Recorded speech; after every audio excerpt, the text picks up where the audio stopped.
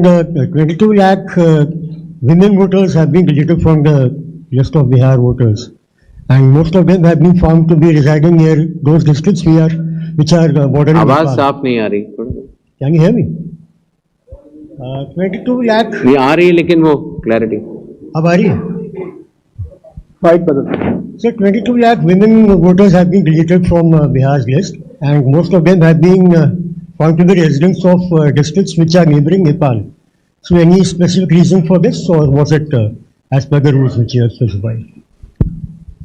जी sir, मैं इधर गौरव बिजनेस स्टैंडर्ड से Archit will come back to you. Just next you. Sir Gaurav Shrivastava, Times Now Navbharat से सर, इधर। हाँ सर, वोट चोरी का नारा बहुत तेजी से चला और इस बीच तमाम हाई कोर्ट्स ने उन पिटिशंस को खारिज किया जिसमें इस तरह के आरोप लगाए थे। कहीं पर लोकस नहीं था तो कहीं पर जो टाइम पीरियड था वो खत्म हो चुका था इलेक्शन पिटिशन फाइल करने का। ये जो आरोप इलेक्शंस खत्म होने के कुछ महीनों बाद निकल कर आते हैं, बिहार चुनाव को लेकर भी क्या इस तरह के आरोप अगर लगते हैं तो इलेक्शन कमीशन किस तरीके से लोगों को जागरूक कर रहा है कि इस तरह की जो पिटिशंस हैं उनको फाइल करने के लिए एक तय कानून है, तय नियम है, और उसके लिए मतदाता होना जरूरी है, लोगों को एफिडेविट देना जरूरी है। ये जो भ्रम की स्थिति, क्योंकि इसके बाद आप पूरे देश में SIR कराने की तैयारी में, जाहिर तौर पर कुछ मतदाताओं के नाम जुड़ेंगे, कुछ के बाहर होंगे, तो ये पूरे देश में भ्रम की स्थिति ना पैदा हो, कानूनी रूप से भी और सड़कों पर भी, इसको लेकर चुनाव आयोग क्या तैयारी कर रहा है। दूसरा सर सवाल यह है कि कल सुप्रीम कोर्ट में जस्टिस सूर्यकांत की बेंच पर SIR की वैधता को चुनौती देने वाली याचिकाओं पर सुनवाई है। इलेक्शन कमीशन की इस सुनवाई के दौरान जो है वो कोर्ट ने यह भी कहा था कि अगर जरूरत पड़ी तो हम पूरी इस प्रक्रिया को भी जरूरत पड़ने पर वैध या अवैध करार दे सकते हैं। अभी चूंकि सुनवाई सब जुडिस है, तो क्या सुप्रीम कोर्ट, क्या इलेक्शन कमीशन मानता है कि जो SIR की प्रक्रिया है उसे अंतिम मुहर सुप्रीम कोर्ट से एक तरह से मिल चुकी है जो बिहार में पूरी प्रक्रिया हुई है? सर इधर मेरा नाम रविंद्र है। मैं ये पूछना चाहता था कि आपने कहा कि 2 फेजेस में चुनाव होगा। अगर पिछले 20-25 साल का देखें तो 2005 में 4 फेज में था, 2010 में 6 फेज, 2015 में 5 फेज फिर से, और 2020 में 3 फेज था। If you can share with us what were the considerations to reduce it to just 2 phases, and if it's been reduced to 2 phases, why not 1 phase? Thank you. Sir इधर sir, मेरा नाम रविंद्र सिंह शोरान है, मैं एक independent journalist हूँ। Sir मेरा सवाल यह है कि इलेक्शन को निष्पक्ष कराना आपके लिए एक चुनौती है। पहला आपका इलेक्शन है CEC के तौर पर, तो आपको शुभकामनाएं। लेकिन उससे भी बड़ा जो चुनौती है वो साख का संकट है कि इलेक्शन कमीशन की जो साख है वो इस वक्त बहुत स्टिक पे है, और ये केवल क्वेश्चन पॉलिटिकल पार्टीज और चुनाव आयोग के बीच का नहीं है, जनता के बीच में भी ये सवाल उठ रहा है। उसको आप लोग कैसे उसका आंसर देने की कोशिश करेंगे? क्योंकि आमतौर पर लगता है इलेक्शन कमीशन सवालों के जवाब दे नहीं रहा है जो जनता जानना चाहती है, एक बात। और दूसरी बात ये अभी जो restrict yourself to one question, please. There are others also. Ji MCC लागू होने के बाद के 10,000 रुपए जो दिए गए हैं पॉलिटिकल JD और BJP ने, उस पर आप लोग कुछ, उसके पहले जो दिए गए हैं, या उस पर भी आप लोग कुछ चेक करेंगे? सर मैं अश्विन कुमार सिंह NDTV से। सर एक पहला सवाल ये था, जब आप लोग कमीशन गया वहां पे आपने इंडिविजुअली पॉलिटिकल पार्टी से मीटिंग की, क्या किसी भी पार्टी ने आपके सामने SIR पर अपनी चिंताएं व्यक्त की after publication of electoral roll जो फाइनल पब्लिश हुआ उसके बाद भी? क्या किसी ने ऑब्जेक्शन रेज किया? और दूसरा सर इसी में जुड़ा हुआ था कि आधार कार्ड को 12वां दस्तावेज जब सुप्रीम कोर्ट ने बोला उसके बाद से क्या इलेक्शन कमीशन को ये डेटा दे सकता है कि कितने इलेक्टर्स का इंक्लूजन सिर्फ आधार के बेसिस पे हुआ है? ठीक।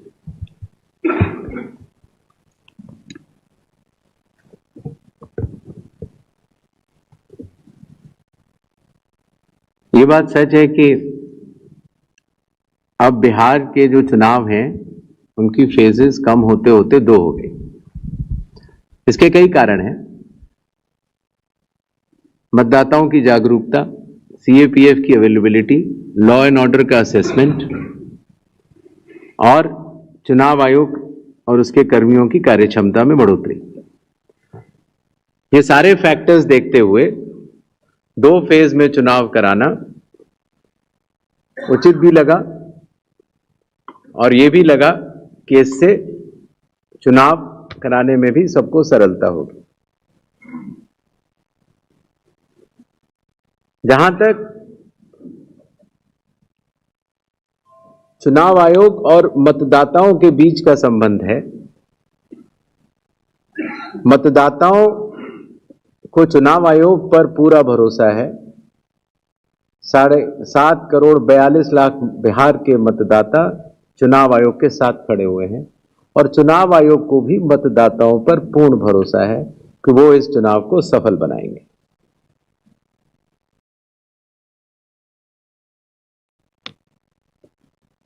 एसआईआर की प्रक्रिया बहुत ही पारदर्शी तरीके से शुरू हुई और पारदर्शी तरीके से समाप्त भी हुई। बीच में कुछ धारणाएं बनती चली गई और जो धारणाएं बनती चली गई वो लोगों को जब उसकी सत्यावस्था का पता लगा तो सब लोग चुनाव आयोग से जुड़ते चले गए और जैसा मैंने अभी कहा 7 करोड़ 42 लाख बिहार के मतदाता चुनाव आयोग के साथ खड़े हैं और चुनाव आयोग भी उनके साथ कंधे से कंधा मिलाकर खड़ा है। आधार कार्ड की जो बात है, माननीय सुप्रीम कोर्ट ने निर्देश दिए कि आधार कार्ड 12वें डॉक्यूमेंट के रूप में लिया जाएगा, लेकिन वो नागरिकता का प्रमाण नहीं होगा। सेक्शन 9 आधार एक्ट का ये कहता है कि आधार कार्ड न तो नागरिकता का प्रमाण है, न जहां आप रहते हैं उसका प्रमाण है। 2023 से पहले कई सुप्रीम कोर्ट के जजमेंट्स आए जिसमें यह निर्णय दिया गया कि आधार कार्ड डेट ऑफ बर्थ का प्रमाण भी नहीं है। अर्थात कुल मिला के अगर देखें तो सुप्रीम कोर्ट के डिसीजंस के अनुसार, आधार एक्ट के अनुसार आधार डेट ऑफ बर्थ का प्रमाण नहीं है, जहां आप रहते हैं डोमिसाइल उसका प्रमाण नहीं है और सिटीजनशिप का प्रमाण नहीं है। आधार आपकी पहचान का प्रमाण है। जहां तक आर्टिकल 326 की बात है, संविधान का आर्टिकल 326 ये कहता है कि आपकी आयु 18 वर्ष से अधिक होनी चाहिए,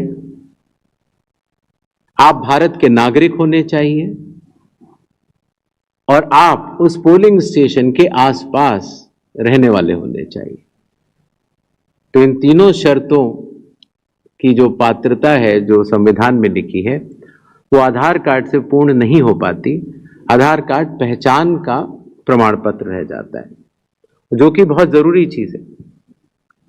तो सुप्रीम कोर्ट के आदेशों के अनुपालन में चुनाव आयोग ने आदेश भी जारी किए और उसका पूर्णतः पालन भी हो रहा है।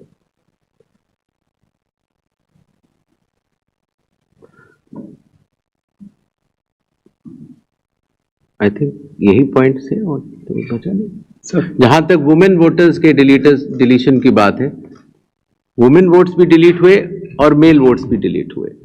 एसआईआर का एक स्पष्ट नारा था, कोई योग्य मतदाता छूटे न और कोई अयोग्य मतदाता सूची में न आने पाए। और मैं आप सबके माध्यम से बिहार के एक बार फिर 90,000 से अधिक booth level officers, 1.6 lakh booth level agents, सभी ईआरओज 243, डीईओ, सारे डीएम, सीईओ, हर पॉलिटिकल पार्टी के जिला अध्यक्षों और उनके स्टेट लेवल प्रेसिडेंट्स को बहुत बहुत धन्यवाद देता हूं कि बिहार का एसआईआर बहुत ही सफलतापूर्वक संपन्न हुआ। और आइए और अब हम सब मिलकर बिहार के इस चुनाव को एक बहुत ही अच्छा चुनाव, एक नजीर के रूप में सबके समक्ष पेश करें। और सारे मतदाताओं से मेरा निवेदन है कि मतदान केंद्र में अवश्य आएं, जागरूक रहें और अपने पसंद के प्रत्याशी को वोट अवश्य डालें। जय हिंद, जय भारत। ये फोटो भिजवा लेते हैं। नमस्कार। स्वागत है आप सभी तमाम दर्शकों का एक बार फिर हमारे इस कार्यक्रम में। और अभी आप सुन रहे थे बिहार चुनाव को लेकर चुनाव आयोग की प्रेस कॉन्फ्रेंस को।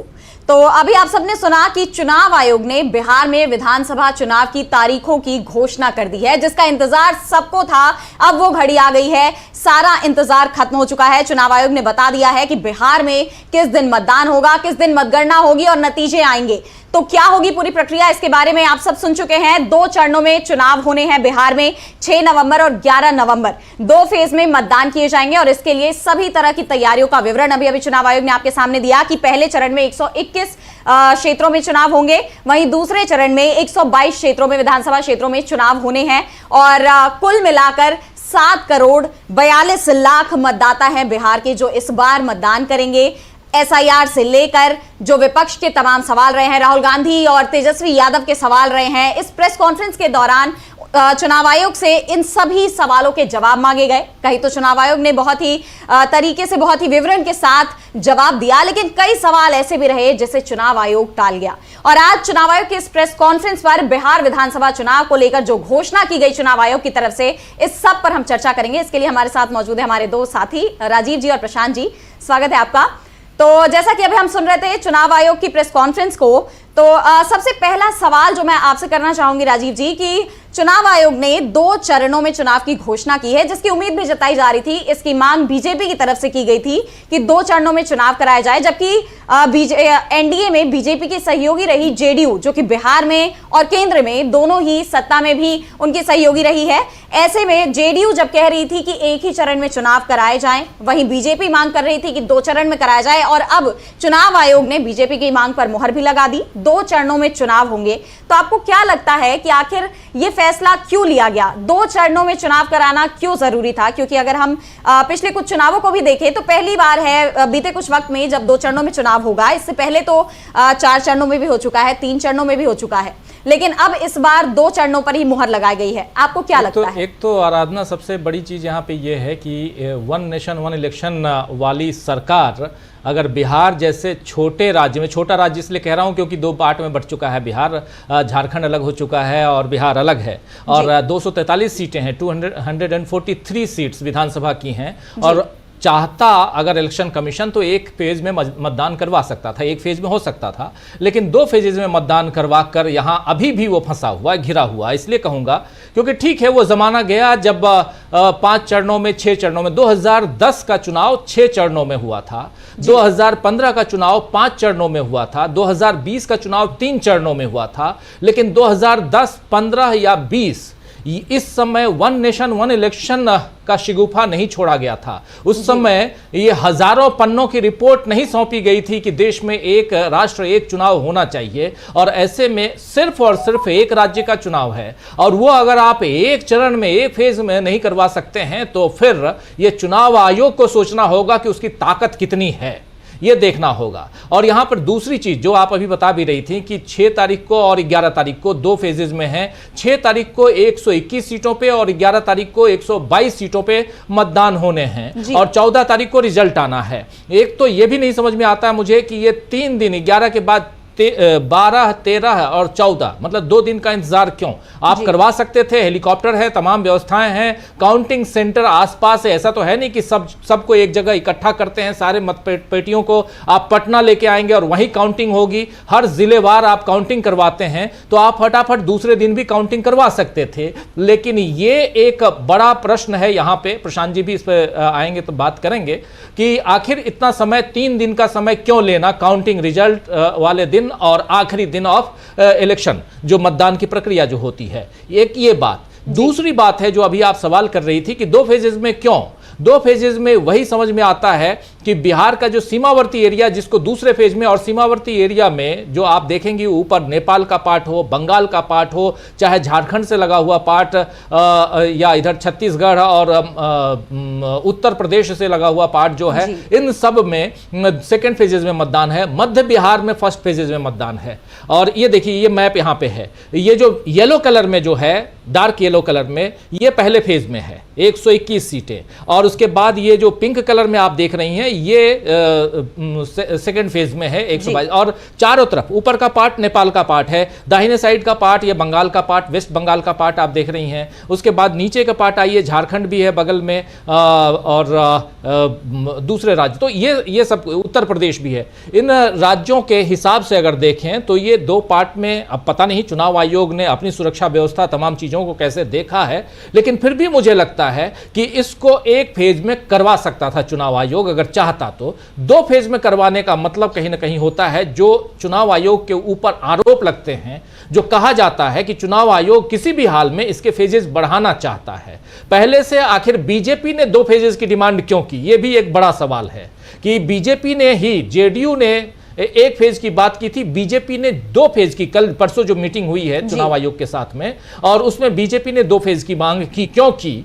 यहां भी एक सवाल उठता है कि क्या अंदर खाने ये बात पहले से पता थी कि दो फेजेस में मतदान होने जा रहे हैं? क्या बीजेपी जो ये चुनाव आयोग के ऊपर कहा जाता है कि चुनाव आयोग गवर्न बाय बीजेपी या गवर्नमेंट जो अभी वर्तमान सरकार है एनडीए, तो इसलिए इनको पता था क्या? पहले याद कीजिए प्रशांत जी, आपको जरूर याद होगा कि चुनाव की घोषणा से पहले तारीखों का ऐलान कर दिया गया था बीजेपी की तरफ से। कुछ नेता पहले बता दिए थे कि इस तारीख को चुनाव होना है, 2019 के चुनाव, और उसके बाद कुछ राज्यों के चुनाव में मध्य प्रदेश के चुनाव की भी बात हुई थी। तो ये सब है, अलग अलग है आराधना, जिसपे अभी और समीक्षा होना बाकी है। लेकिन चुनाव आयोग यहां पर घिरा हुआ नजर आता है। बहुत सारे सवालों का जवाब चुनाव आयोग, जैसा आप कह भी रही थी, देता हुआ नजर नहीं आया। जी बिल्कुल, यानी चुनाव आयोग जो दो फेज में चुनाव की घोषणा कर चुका है, उससे लेकर भी अब सवालों से घिर गया है, क्योंकि जब महाराष्ट्र जैसे बड़े राज्य का चुनाव एक फेज में हो सकता है तो बिहार जैसे राज्य का क्यों नहीं हो सकता है? और सबसे बड़ी बात, जब वहां की सत्ताधारी दल ही कह रही है, जेडीयू कह रही है कि प्रदेश में सुशासन है, नक्सल की समस्या तो खुद गृह मंत्री अमित शाह कहते हैं कि देश में खत्म हो गई है, और जेडीयू का भी कहना है कि कोई ऐसी कानून की समस्या नहीं है, हालात सब एकदम कंट्रोल में है। तो ऐसे में आखिर दो फेज में चुनाव कराने की जरूरत क्या पड़ी? प्रशांत जी, मैं आपसे भी जानना चाहूंगी, आपको क्या लगता है कि क्यों दो फेज में चुनाव करवाने की बात कही गई है? आराधना जी, सबसे पहले तो काउंटिंग की डेट जी, जो राजीव जी कह रहे थे, मैं उसी पे पहले आता हूँ जी, कि बड़ी रोचक है। देश के पहले प्रधानमंत्री जवाहरलाल नेहरू का जन्मदिन है उस दिन जी, तो क्या उस हिसाब से रखी गई है? कोई राजनीतिक संदेश देना है उस दिन कि कौन हार रहा है कौन जीत रहा है? ये क्यों रखा गया है? पहली बात। दूसरी बात की देखिए, जो ईवीएम का पूरा मामला होता है, काउंटिंग पोलिंग सेंटर से ईवीएम स्ट्रांग रूम में जाती है जी, और उसी स्ट्रांग रूम से काउंटिंग सेंटर में जाती है। ईवीएम का 3-4 ट्रांसपोर्टेशन नहीं होता है, सिर्फ एक बार जहां जाती है वहीं से वापस काउंटिंग सेंटर में जाती है। तो जिसका चुनाव 11 तारीख को कंप्लीट हो गया, उस और 11 तारीख के हद से हद रात के 11 बजे तक, रात के 12 बजे तक सारी ईवीएम स्ट्रांग रूम में पहुंच गई जी, तो वो 12 तारीख को या 13 तारीख को वापस काउंटिंग सेंटर में क्यों नहीं जा सकती? ये लॉजिस्टिक्स क्या नॉन लीनियर नहीं हो सकता है? ये लॉजिस्टिक्स कौन सा ऐसा डिफिकल्ट काम है जो मैनेज नहीं हो पाता? और आप तो 11 तारीख को देख रहे कि जहां पे 11 तारीख की वोटिंग हुई है उसकी काउंटिंग 14 को होगी। आप सोचिए कि जो 6 तारीख को जिसकी वोटिंग हुई है उसकी तो काउंटिंग 8 दिन बाद हो रही है जी, और उसी दौरान तमाम सारे आरोप लगते हैं गड़बड़ी के। तो एक तो ये कि ये मुझे बहुत चौंका रही है जो 14 नवंबर की तारीख रखी गई है, कि 14 नवंबर ही क्यों, 15 क्यों नहीं, 13 क्यों नहीं? तो इसका भी एक कोई राजनीतिक संदेश होगा जो हम लोग जब रिजल्ट आएगा तब देखेंगे और दोबारा इस बात को याद करेंगे जी। दूसरी बात जो महत्वपूर्ण है वो ये कि देखिए, केवल चुनाव आयोग ने, हमारे पूरे राजनीतिक सिस्टम को ये सोचना पड़ेगा कि नैतिकता को क्या आपने स्विस बैंक में रख दिया? ज्ञानेश कुमार जब इस प्रेस कॉन्फ्रेंस के लिए अपने घर में टाई लगा रहे होंगे, टाई पहन रहे होंगे, उस वक्त नीतीश कुमार 21 लाख महिलाओं को 10,000 में ट्रांसफर रुपए कर रहे थे। आज सुबह ही किया है। जी। चंद घंटों पहले जब वो दफ्तर पहुंच रहे होंगे तभी किया है, जब ये खबर आ चुकी कि 4 बजे प्रेस कॉन्फ्रेंस होगी। तो ये जो दबंगई है, जिसको हेकड़ी है कि हम तो ताल ठोक के बेईमानी करेंगे और वोट खरीदेंगे, इसके बारे में इलेक्शन कमीशन को, पॉलिटिकल पार्टीज को, देश की जनता को सोचना होगा कि जी। चुनाव कैसे हो। क्योंकि परसों ही हम लोग नीतीश कुमार की प्रेस कॉन्फ्रेंस डीबी लाइव पे दिखा रहे थे, उसमें वो खुलेआम कह रहे थे कि पैसा ट्रांसफर कर रहे हैं, चुनाव में ध्यान दीजिएगा। जी। तो आप सीधा सीधा वोट खरीद रहे हैं। तीसरी एक इम्पॉर्टेंट बात कि चुनाव आयोग, ज्ञानेश कुमार जी इस बात का सही जवाब नहीं दे पाए कि विदेशी नागरिक कितने मिले हों। जी। अब उनके जवाब से जो हमको समझ में आता है वो ये कि बार बार वो फोकस और एम्फेसिस कर रहे हैं कि बिहार के मतदाता सूची का शुद्धिकरण हो चुका है। 68 लाख लोग निकाले जा चुके हैं। जी। तो इसमें से अब जो मतदाता सूची है ज्ञानेश कुमार के मुताबिक, अब उसमें एक भी विदेशी नागरिक नहीं है। तो क्या नरेंद्र मोदी अब घुसपैठिए का मामला नहीं उठाएंगे? तो ज्ञानेश कुमार ने कह दिया कि घुसपैठिया कोई नहीं है वहां पे बिहार में।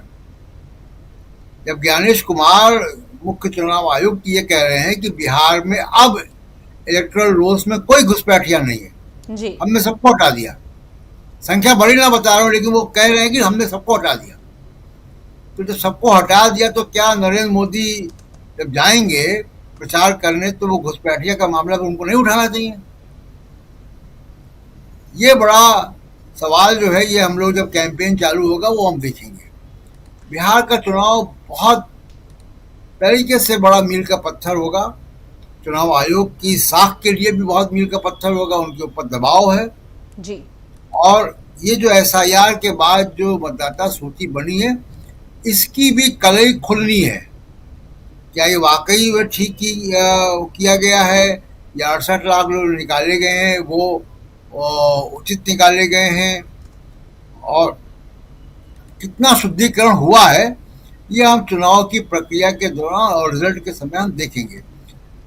एक आखिरी बात जो हर चुनाव में आता है, जी।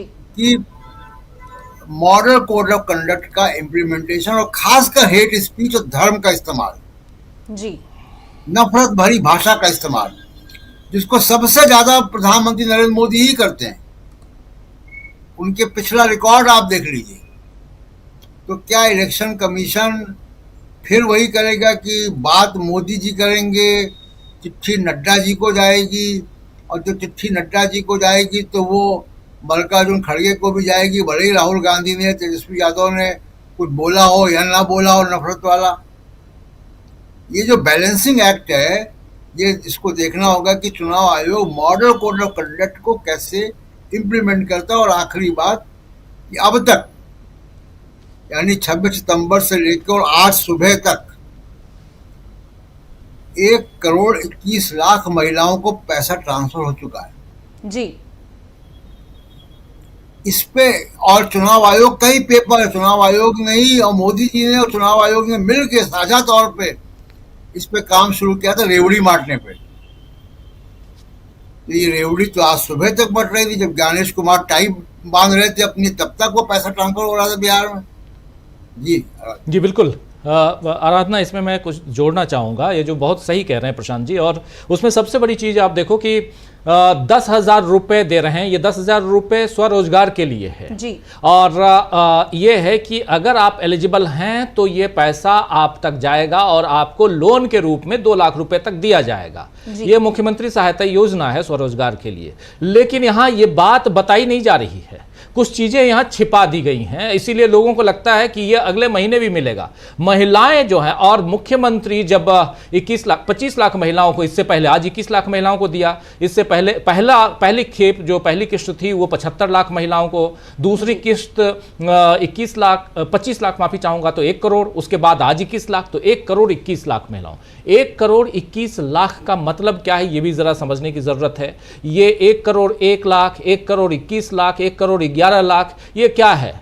ये वही है जो जूता मार रहा था, वहां फेंक रहा था सीजेआई के ऊपर, ये आप लोगों ने सुना होगा। मतलब आप कहीं ना कहीं इसमें भी आप 1, 11, 21 रखने की आपने कोशिश की है। एक तो ये, क्या बिहार में 1 करोड़ 21 लाख ही महिलाएं हैं?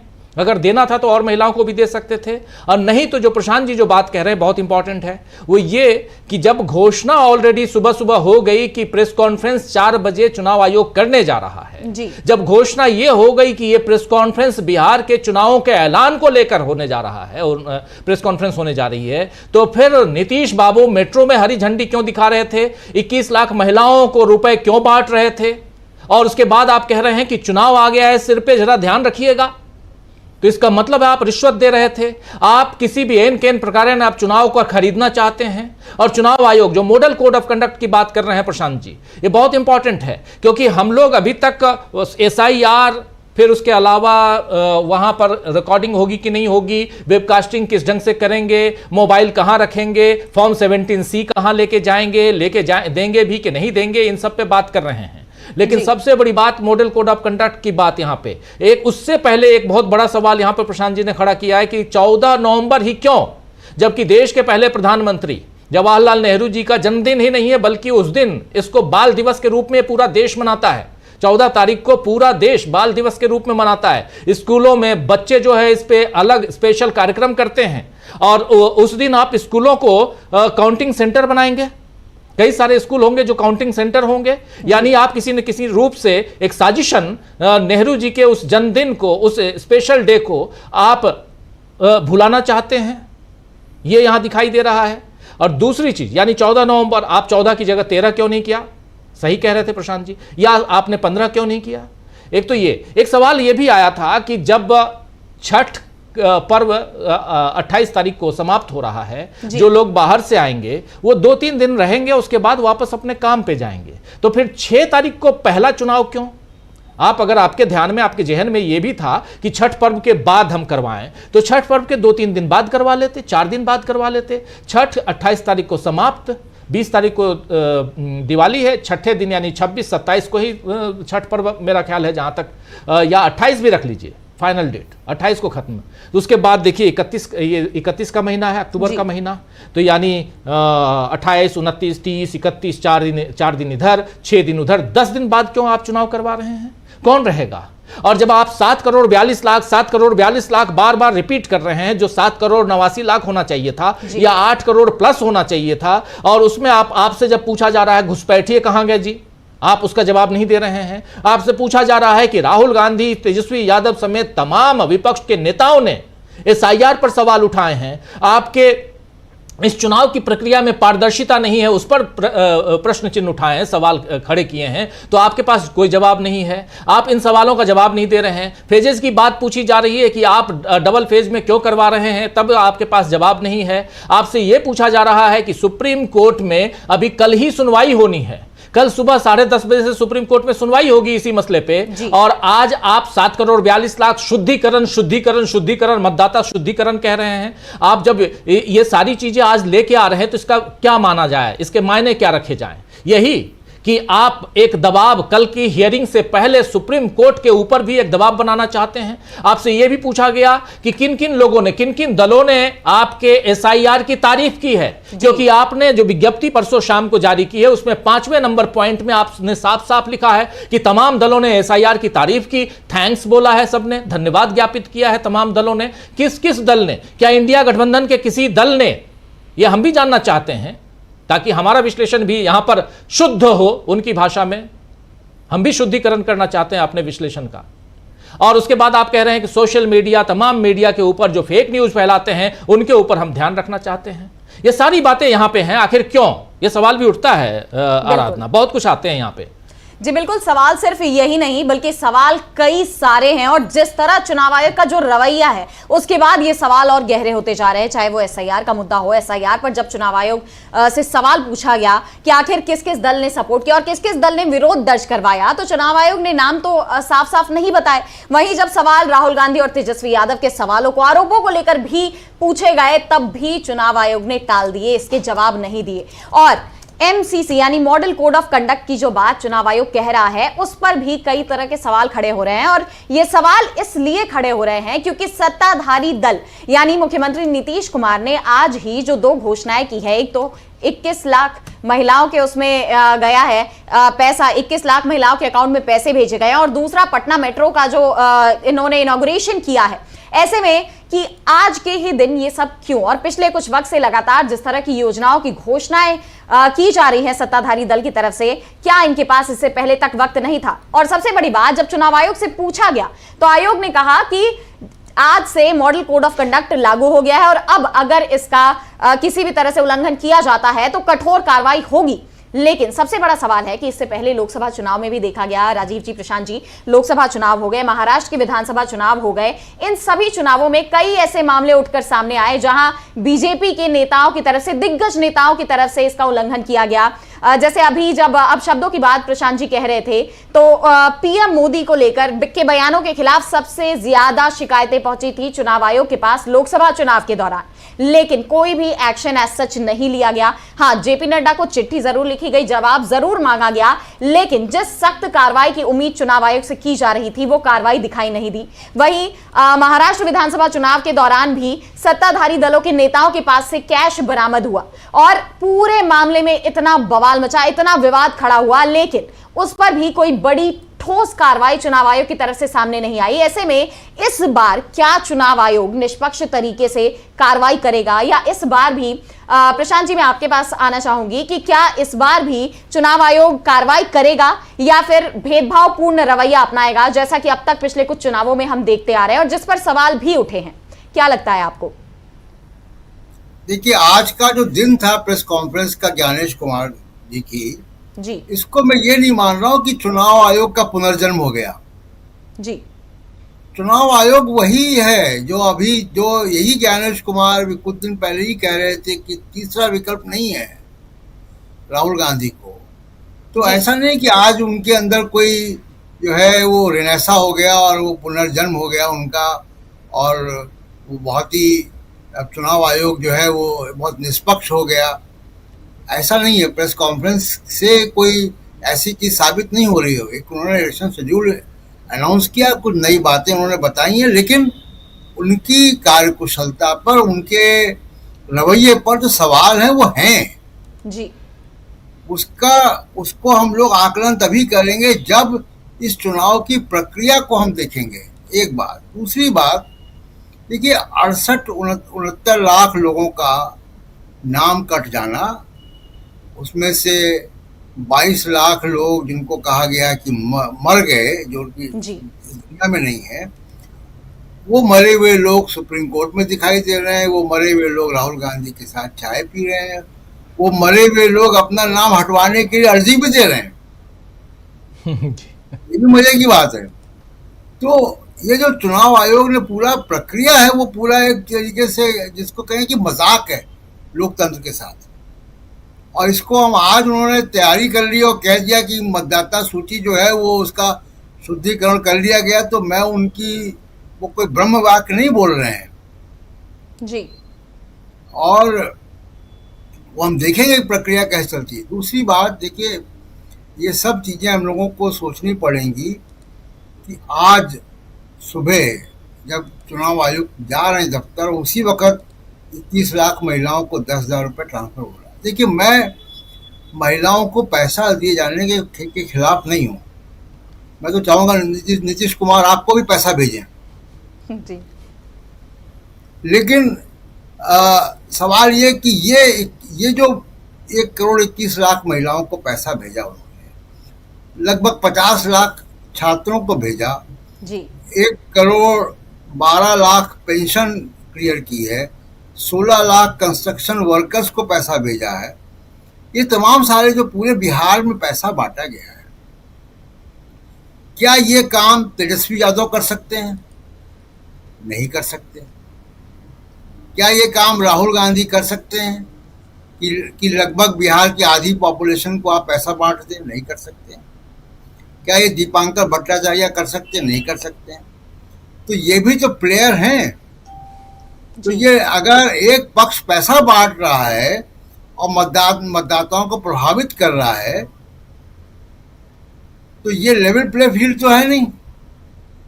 ये इससे बड़ा उल्लंघन लेवल प्ले फील्ड का क्या होगा कि आप सरकार होने पे जनता का पैसा, टैक्स का पैसा अपने पॉलिटिकल पर्पस के लिए खर्च कर रहे हैं, जिसका कोई हिसाब किताब नहीं, जिससे आपने विधानसभा से कोई अनुमति नहीं ली है जी।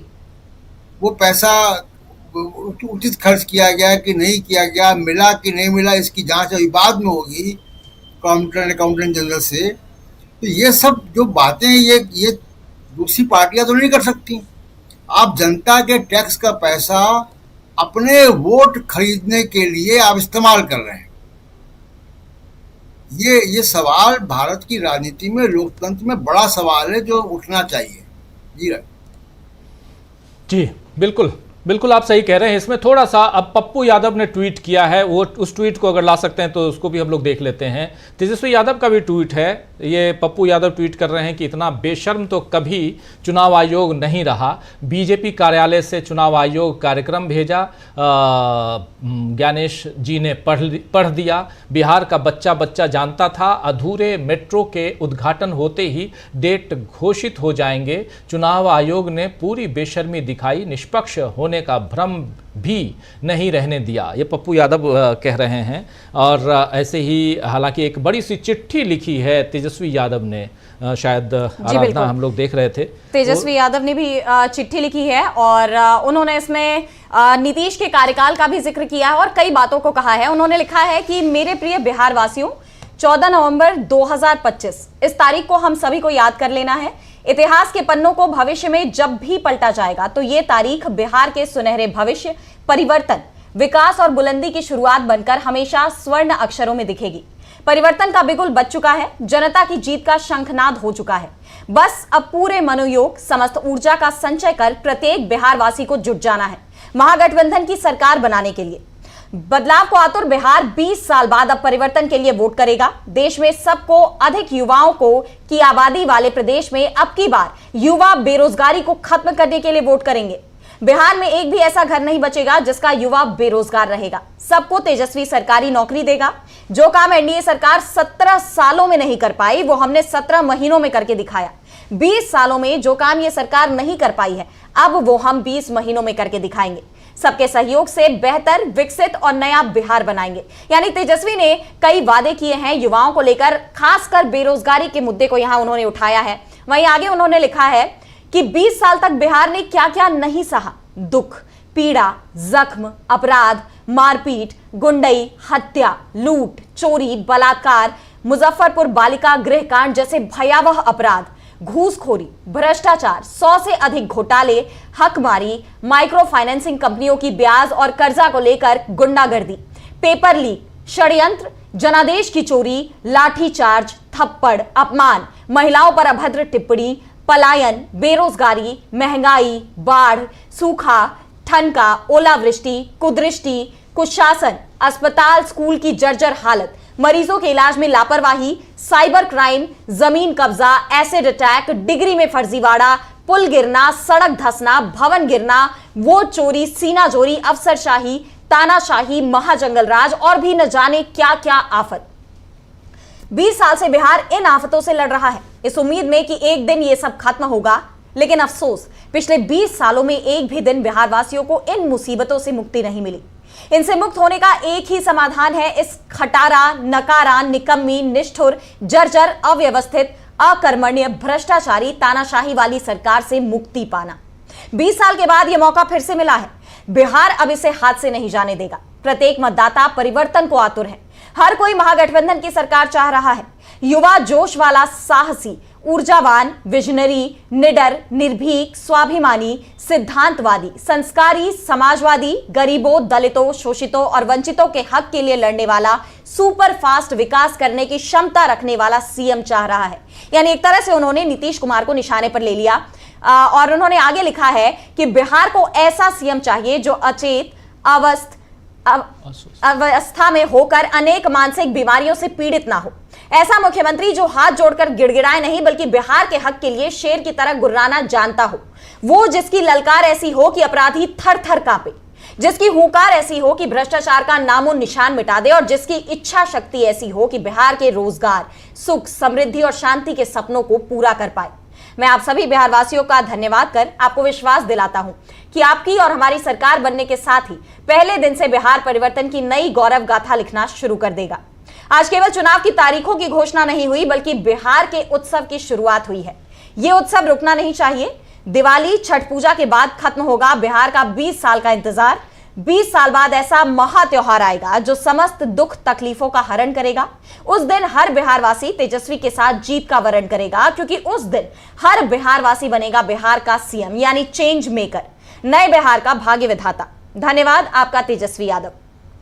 यानी तेजस्वी यादव ने बाकायदे चिट्ठी लिखी है और बिहार की जनता को अपने सारे वादे तो पेश किए ही किए हैं, इसके साथ ही उन्होंने नीतीश कुमार के 20 साल के कार्यकाल पर भी सवाल उठाए हैं और बिहार की जो जर्जर अवस्था है उसे लेकर तीखा हमला बोला है नीतीश सरकार पर, एनडीए सरकार पर, और यह दावा भी किया है कि बिहार की जनता बदलाव मांग रही है, बिहार में परिवर्तन होगा, एक महा त्योहार आने वाला है बिहार में छठ के बाद, दिवाली के बाद, और वो त्योहार होगा परिवर्तन का। उन्होंने हर एक युवा को कहा है कि आज का युवा चेंज मेकर बनेगा, सीएम बनेगा।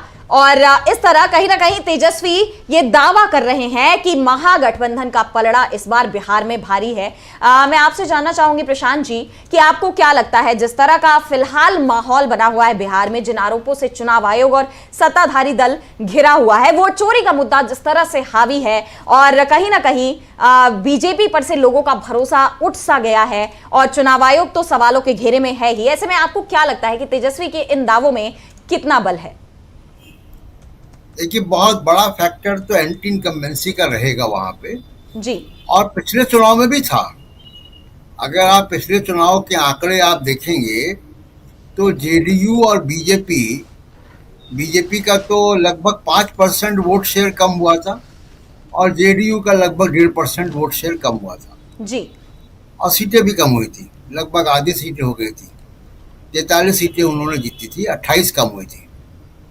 तो ये जो पिछले चुनाव में भी एंटी इनकम्बेंसी थी और इस बार तो स्थिति बड़ी स्पष्ट है। एक कि नीतीश कुमार विजिबली स्पष्ट तौर पे दिखाई दे जाते हैं अपनी पब्लिक अपीयरेंस में कि वो स्वस्थ नहीं है जी, और अगले 5 सालों मुख्यमंत्री के तौर पे वो योग्य नहीं है। उनका जो जेस्चर है, जो पब्लिक अपीयरेंस है, वो इस लायक नहीं है। अभी 2 दिन पहले की बात है, वो नरेंद्र मोदी के साथ वो हाथ जोड़े हुए 10 मिनट तक रहे, कभी राष्ट्रगान में चल देते हैं, कभी कुछ अजीब अजीब, उनका जो व्यवहार है वो उनके कंट्रोल में नहीं लगता है जी। तो एक तो, और उस पर अभी तेजस्वी यादव ने ट्वीट भी किया था कि उनको कुछ खिलाया जा रहा है क्या, ऐसी इसकी जांच होनी चाहिए, एक बात। दूसरी बात कि नीतीश कुमार मुख्यमंत्री पद के कैंडिडेट नहीं है।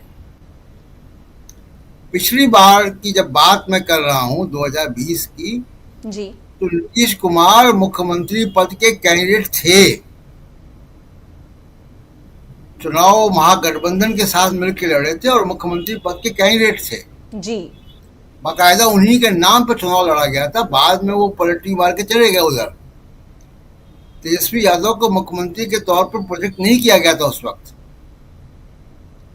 इस बार नीतीश कुमार मुख्यमंत्री पद के कैंडिडेट नहीं है, तो अस्वस्थ है, कैंडिडेट नहीं है, पिछले 20 साल की एंटी इनकम्बेंसी है, ये सब फैक्टर रहेंगे चुनाव। जी बिल्कुल, यानी बिहार चुनाव में ऐसे कई मुद्दे हैं जो कहीं ना कहीं नीतीश सरकार पर हावी हो सकते हैं और ये उन पर भारी पड़ सकते हैं, जिसका आने वाले वक्त में चुनाव के नतीजों में साफ हो जाएगा कि आखिर जनता का मन क्या है।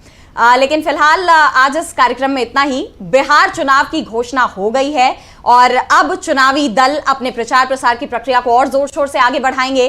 घोषणा पत्र जारी होगा, सीटों का बंटवारा होगा, सीएम फेस की घोषणा होगी और इन सब पर हमारी नजरें होंगी। देखना होगा कि महागठबंधन और एनडीए कैसे अपनी चुनावी तैयारियों को और आगे बढ़ाता है। इन सब से हम आपको रूबरू करवाते रहेंगे, लेकिन आज के लिए बस इतना ही।